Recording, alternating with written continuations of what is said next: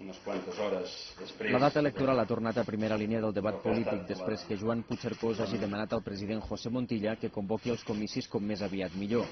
És la reacció dels socis del PSC després de la reunió del president de la Generalitat amb José Luis Rodríguez Zapatero a la Moncloa per abordar la sentència del Constitucional sobre l'Estatut.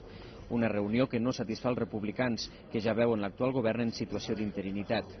La posició de Puigcercós ha provocat que des de l'oposició s'hagi parlat de desori i divisió dins del tripartit. Ciu, però, hi veu en el discurs d'Esquerra un intent per tornar a l'equidistància i ha reptat Puigcercós a explicitar sense matisos que no pactarà un tercer tripartit. Aquesta gesticulació és més pròpia de l'equidistància que sol aplicar Esquerra Republicana davant d'una contesa electoral. Ja ens hi té bastant acostumats. No hem entès en cap cas que això sigui una invitació i seria molt bo que fes explícit, sense pèls a la llengua i sense cap mena de matís, que el tripartit 3 no forma part de cap opció possible pel futur de Catalunya.